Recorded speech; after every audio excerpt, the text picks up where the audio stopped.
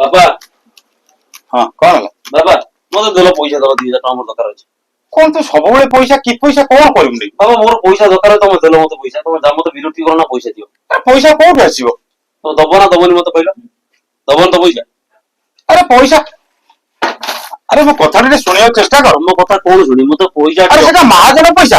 ଯୋଉ ପଇସା ହଉ, ମହାଜନ ପଇସା ହଉ କି ଯାହା ପଇସା ହଉ, ମୋର 2000 ଟଙ୍କା ଦରକାର। ମୁଁ ବାପା 2000 ଟଙ୍କା ନେଲି, ଏଇ ଅବଶିଷ୍ଟ ତମ ପଇସା ତମ ଧର ହେଲା। କଥାଟା ଟିକେ ଶୁଣିବାକୁ ଚେଷ୍ଟା କର। କଣ ତମ କଥା ଶୁଣି ମତେ କହିଲ? କଣ ଶୁଣି? ଆରେ କେତେ କଷ୍ଟରେ ମୁଁ ସେ ପଇସାଟା ରୋଜଗାର କରୁଛୁ ଟିକେ ଚିନ୍ତା କର। କଣ ତମ କଷ୍ଟ କରୁଛ କହିଲ ଦେଖି? ଆରେ ସକାଳୁ ସନ୍ଧ୍ୟାଠୁ ମୋ ପାନରେ ଚୂନ ମାରୁଛି। ସେଇଠୁ କଣ ହେଇଗଲା କି? ହଁ ତାହେଲେ ତ ଚୁନ ମାରୁଛ, ପଇସା ତ ରୋଜଗାର କରୁଛ, ପୁଣି ଅସୁବିଧା କଣ ହେଲା ତା ଦେହରେ? ଏ ତୁ ମୋ କଥାଟା ବୁଝିବାକୁ ଚେଷ୍ଟା କରୁଛୁ। ଆରେ ଏ ପଇସା ପାଇଁ ରାତିରେ ମୋ ପେଟରେ ଭୋକ ଥିଲେ ବି ମୁଁ ତମ ମାନଙ୍କ ସୁଖ ପାଇଁ, ତମ ମାନେ କେମିତି ଭଲରେ ଚଳିବ ଏଇ ଚିନ୍ତାଧାରା ପାଇଁ ମୁଁ ରାତିରେ ଉପାସରେ ବି ଶୋଇଯାଏ। ବାପା ତ ମତେ ବିରକ୍ତି କରାଅ ନା, ତମକୁ ଭଲରେ କହୁଛି। ଏଇ ନିଅ ତମେ 200 ଟଙ୍କା ପଛେ ରଖ, ମୁଁ 1800 ଟଙ୍କା ନଉଛି, ବାସ୍ 200 ଟଙ୍କା ତମ ରଖ।